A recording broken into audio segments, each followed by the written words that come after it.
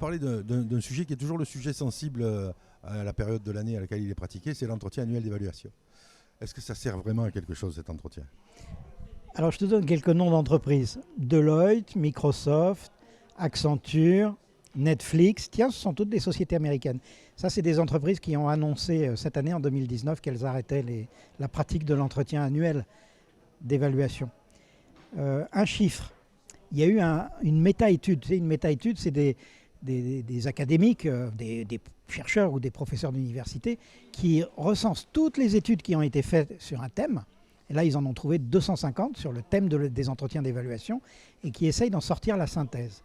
Et cette méta-étude qui a été publiée dans le Psychological Bulletin, donc c'est un truc international très sérieux, elle conclut notamment que globalement, l'entretien d'évaluation annuel est néfaste à la fois pour l'entreprise et pour le salarié.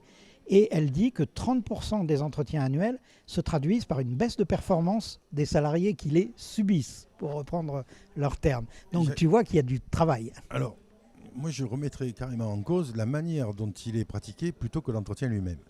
Si lors de l'entretien d'évaluation, on se focalise sur tout ce qui n'a pas été et qu'à la fin de l'entretien, on ne parle pas d'argent, il n'a servi à rien. Si pendant l'entretien, on se focalise sur ce que le salarié a fait, donc une réelle évaluation, qu'on est en train de chercher des solutions pour améliorer et qu'on parle d'argent à la fin, là, il y aura eu une utilité. Est-ce que ce n'est pas son utilité plutôt que l'entretien lui-même? Alors effectivement, tu as raison, il faut regarder le contenu de l'entretien. Mais quand même, avant de plonger dans le contenu, je voudrais quand même rappeler que tel qu'il se pratique aujourd'hui dans les entreprises et en moyenne, cet entretien d'évaluation ne remporte pas l'accord et l'enthousiasme des salariés. Il y a une étude qui a été faite par la Society of HR Management qui dit que 90% des salariés, donc ce n'est pas la majorité, c'est la très très vaste majorité et la presque unanimité, 90% des salariés déclarent que leur entretien, le dernier entretien annuel qu'ils ont suivi a été d'une part stressant et d'autre part ne leur a rien apporté. Donc c'est ça effectivement qu'il faut changer. Alors, on le remplace par quoi? Alors, par quoi on remplace? Bon, d'abord, comme tu le suggérais, il y a un premier défi qui est de se détacher des chiffres. Aujourd'hui, l'entretien, il est complètement obsessionnellement entouré autour de la notion d'objectif. Donc, chacun a des objectifs chiffrés qui, en plus, sont individuels, alors que dans l'entreprise, on parle de plus en plus de collaboration. On appelle les salariés à travailler ensemble, mais on continue à les évaluer pour une très forte part, voire uniquement sur des objectifs individuels. Donc il faut déjà se détacher de ce que... Il y a un grand sociologue du travail qui s'appelle Vincent de Goljac qui a créé cette expression de quantophrénie, la maladie du chiffre, l'obsession du chiffre. Donc il faut s'en détacher. Dans les entreprises, on utilise beaucoup l'acronyme KPI, les KPIs. Moi, j'appelle ça Killing People Initiative, les KPIs. Parce qu'effectivement, ça empêche les gens de prendre des initiatives. Ils sont tellement obsédés par ce qu'on leur demande que finalement, leur objectif, ce n'est pas de faire réussir l'entreprise, c'est de faire réussir leurs indicateurs, les indicateurs qui leur sont affectés. Bon, donc, ok, on n'est pas très content de la situation actuelle. Maintenant, tu as raison, par quoi on la remplace? Quand on fait des enquêtes sur la relation de travail des salariés, il y a beaucoup d'enquêtes disponibles qui nous disent quand même qu'un des besoins les plus forts qui sont exprimés par les salariés, c'est le besoin de bien connaître ce qu'on attend d'eux.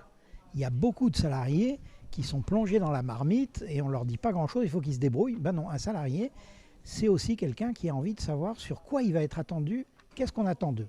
Deuxième chose, il y a un besoin de soutien professionnel.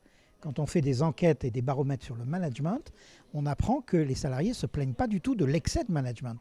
Ils se plaignent du fait que le manager a déserté le management. Le manager, il est englué dans ses feuilles Excel, dans son reporting, dans les indicateurs, et il n'est pas suffisamment en soutien professionnel, là où les collaborateurs voudraient qu'il soit. Et puis, troisième besoin, c'est tout ce qui tourne autour de la reconnaissance.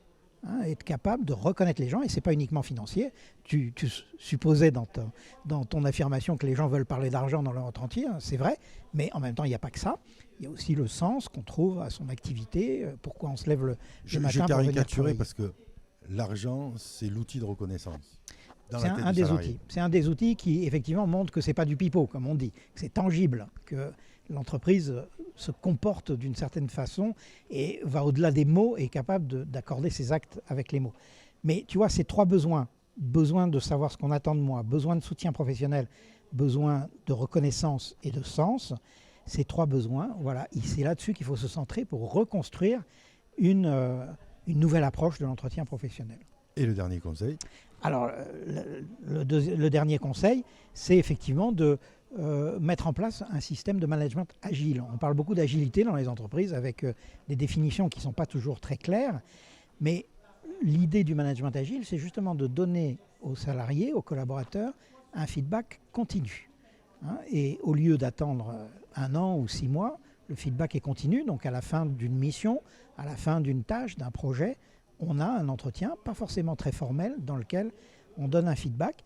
Donc d'abord continu, ensuite diversifié, c'est-à-dire faire en sorte qu'il n'y ait pas que le manager immédiat qui ait une bonne compréhension et une bonne vue sur le salarié, mais qui est également quelqu'un de la RH qui fera un entretien, éventuellement le N+1 ou quelqu'un d'autre dans l'entreprise, un alter ego, développer l'évaluation à 360 degrés, où bien sûr on est évalué, mais aussi on évalue son supérieur. Et puis enfin, collaboratif, c'est-à-dire que l'évaluation, c'est pas juste viens, tu t'assois là, je te donne tes objectifs et dans 1 an je te revois et on relève les compteurs. Non, on discute des objectifs, on les négocie, mais dans le bon sens du terme.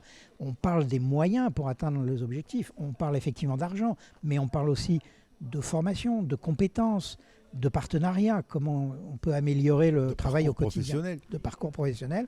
Absolument. Donc c'est ça qui est la bonne approche de l'entretien. Transformer l'entretien annuel d'évaluation en entretien annuel d'échange. Voilà, et plus continu, de façon plus continue. Avoir une interactivité accrue, quoi. Exactement.